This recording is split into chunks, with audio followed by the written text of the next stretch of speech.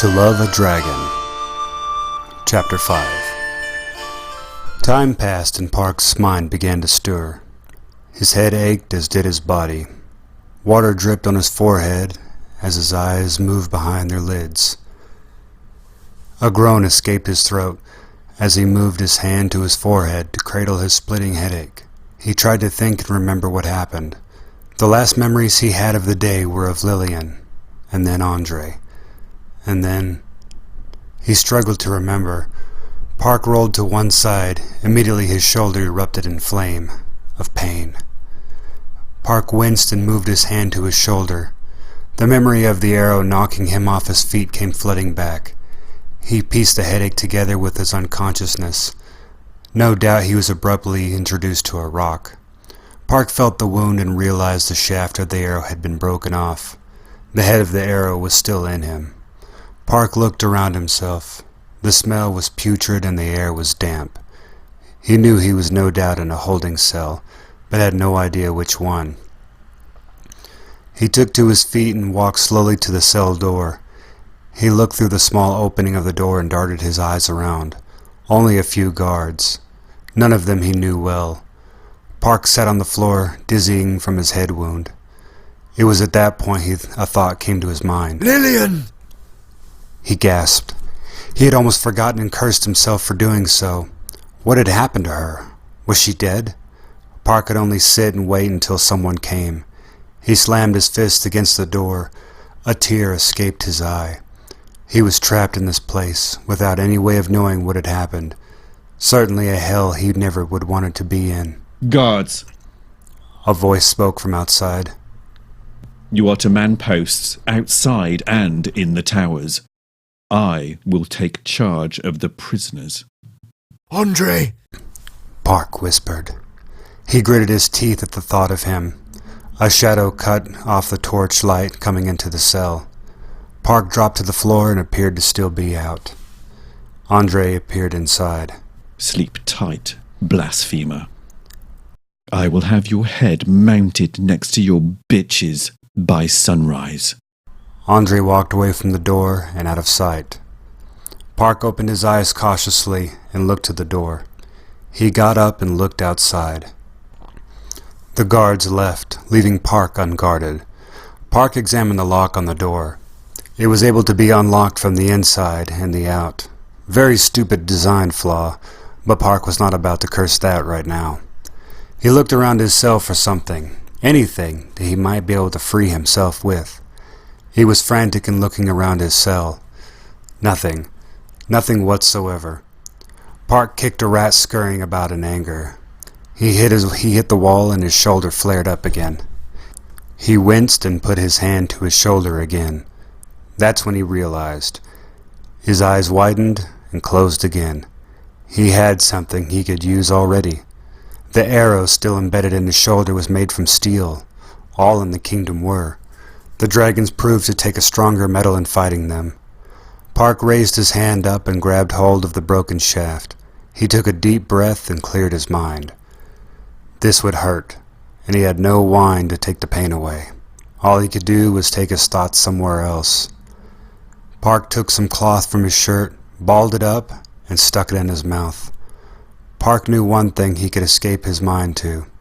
He thought of Lillian, holding her hands in his, looking into her eyes with love and caring, silently promising to love and protect her for all time. Park gathered his strength and pulled out. A muffled scream escaped his throat as the arrow came out. Agonizingly, Park put his hands to his mouth as to not make any more noise. The last thing he needed now was Andre to come investigating. The fool was stupid enough to send the guards away, and Park needed to capitalize on this. Park stepped into the door and examined the lock. He had picked a lock before, but never one like this, let alone with a bloody arrow. Park was relieved that the keyhole was slightly bigger than the head of the arrow, so he was able to do something, if anything at all. Park worked the arrowhead around, desperately hoping to catch the mechanism inside. It seemed like an hour as he sat there moving the arrow around like a fool. Park grunted in frustration. This is foolish. I was an idiot to think I could really get this door. Park's mouth hung open in astonishment. He really did it. Park knew his celebration would have to come later, as he knew he had to leave his prison. Park slowly opened the door and peered outside and down the hall. Nothing. No one around, not even Andre. Park stepped out and quietly walked down the hallway. He froze as he heard voices. He stepped back around a corner and waited. He wouldn't hesitate to kill them if necessary, but the voices were not coming his way. More on their way out of the prison area. Park caught a tail end of them talking. They will certainly plan to have them both executed tomorrow. Both? Despite what the guard had said, hearing that made Park's heart skip a beat. Lillian was alive. Park moved around the corner and down the hall some more. He stopped at a weapon rack and grabbed the single sword left. It was rusted and chipped, but Park had no choice in the matter. The only thing now was to find Lillian and get out. He would think of how later. Lillian's wooden cell door opened. The darkness inside was broken by the torchlight from outside. Through the doorway, Lillian opened her eyes to see a lone figure standing there. She needed not to squint to regain vision, as her eyes didn't really need to adjust. She didn't even need to look to know who was there. Andre, She thought. Good evening, demon. I hope your accommodations are as uncomfortable as possible. He sneered. Lillian was chained to a crux discuta, or a St. Andrew's cross. It was an X-shaped cross held in place by a large post rammed into the ground. Her hands and feet chained to all corners, spread apart. A metal covering masked her mouth, more than likely to keep her fire inside instead of melting a hapless guard. Clothing similar to her old ones covered her body. Andre moved slowly toward her, the smell of wine on his breath. I see your wounds have healed.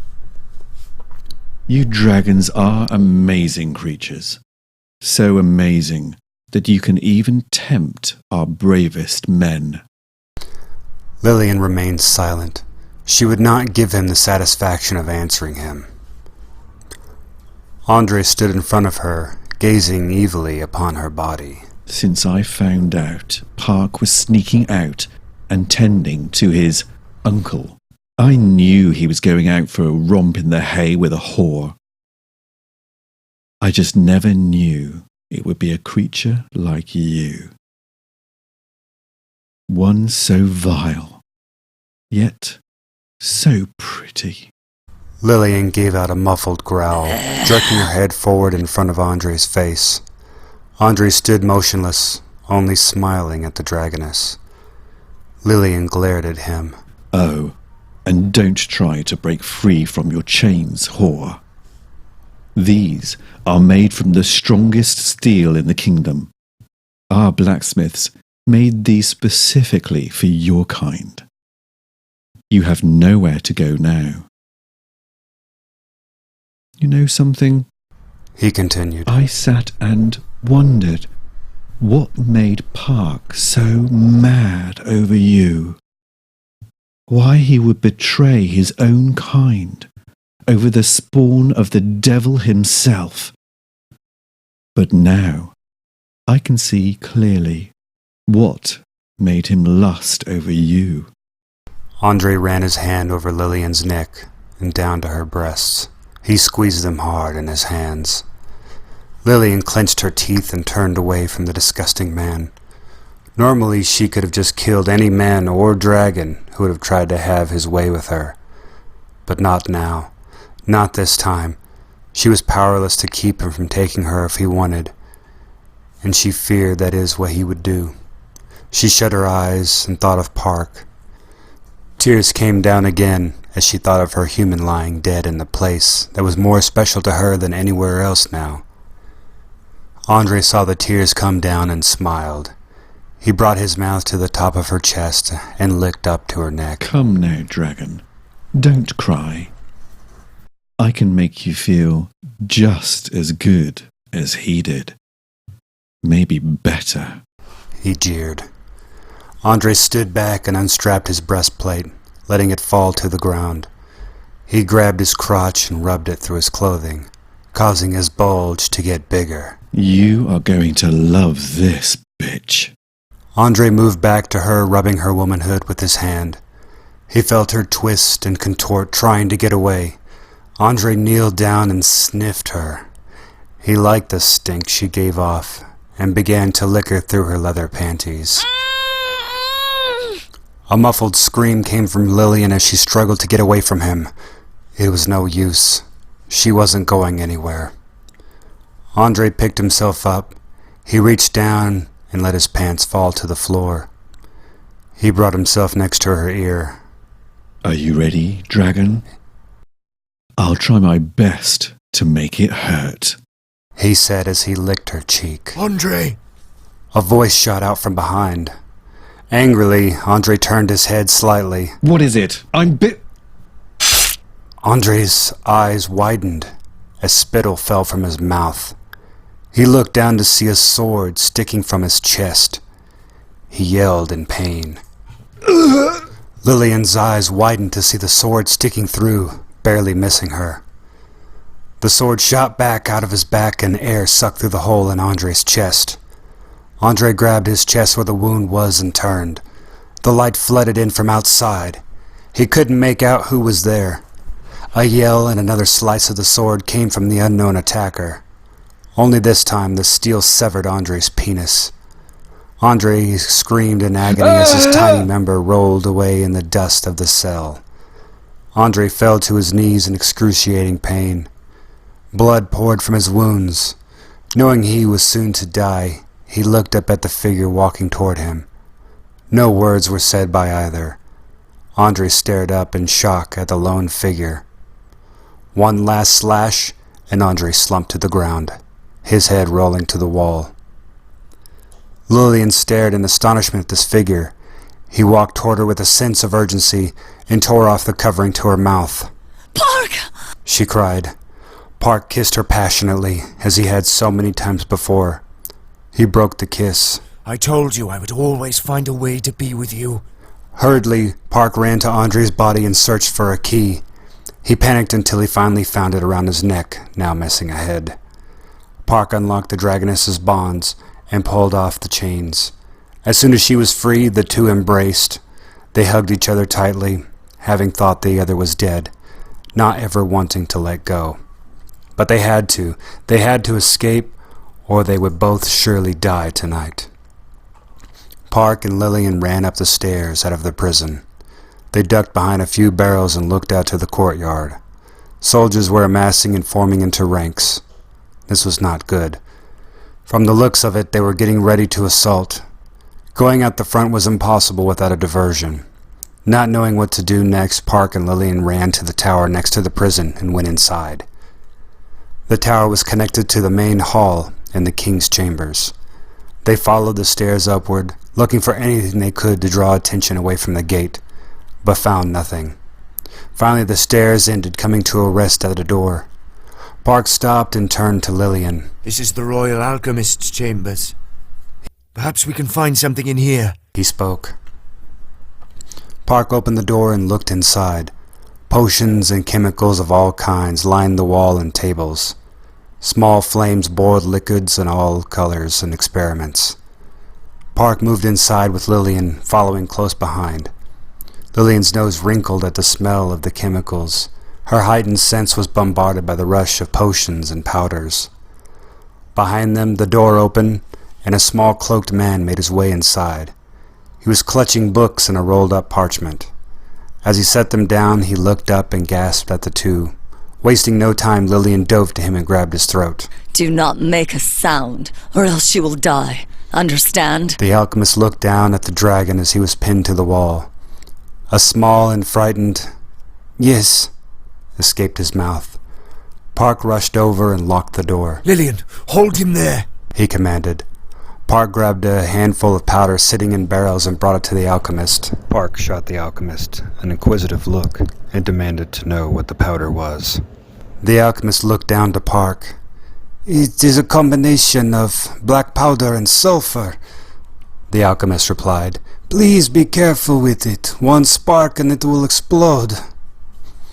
Lillian stepped forward toward the barrels with her mouth hung open in shock. She saw something that made her cringe. Park, look. Park turned quickly and ran to her side. His mouth hung open and surveyed where the alchemist had been getting the sulfur from. Dragon eggs. Eggs that had been stolen from nests and harvested before the whelps could hatch. The insides of the eggs were coated with sulfur to ensure the young would be able to breathe fire after hatching. Park's teeth clenched, and his expression turned to rage while Lillian held a torn open egg in her hands, weeping. Park turned to the alchemist. The old man's face turned to dread, backing against the wall. Park charged at the alchemist and grabbed him by his throat. Park screamed at the alchemist, furious to know where the sulfur had been coming from. The alchemist remained silent, realizing his imminent doom. Lillian stood up, dropping the pieces of shells to the ground. Park, we need to leave. Lillian was visibly shaken by this, not just because of the killing of the innocent whelps, but for something else as well. Park said nothing and threw the alchemist to a chair and tied him there.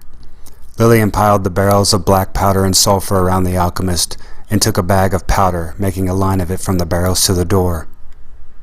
Park and Lillian opened the door and stepped out. Park looked at Lillian. He gave her a look as if to say, "You know what to do." Yes. Lillian replied. She took aim at the powder on the floor and shot out a small flame at it. The powder ignited and started to travel to the end. Lillian picked up Park, needing to hasten their escape, and sprinted full speed down the stairs and out the door.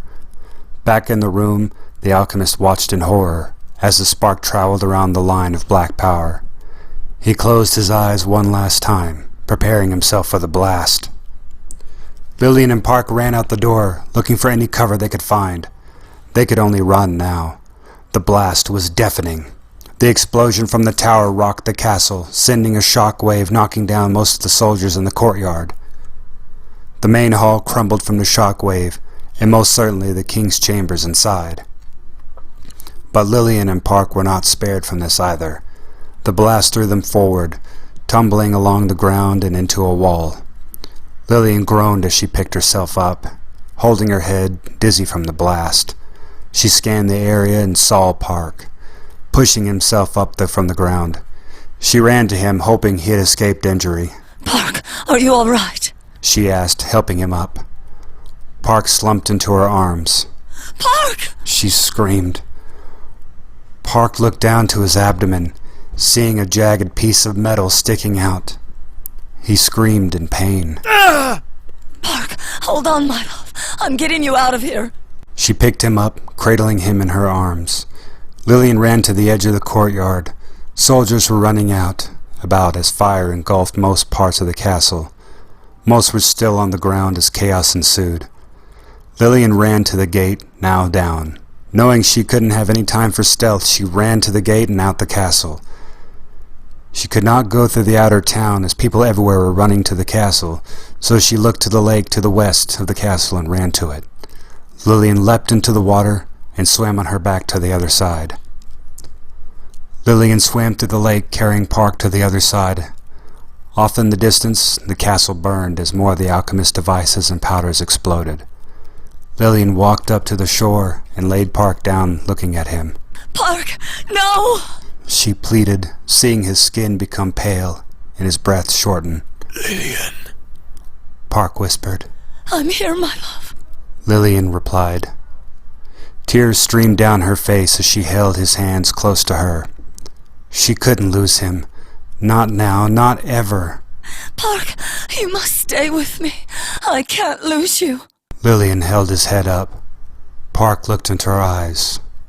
One last time. I love you, Lillian, he whispered. Lillian looked into his eyes.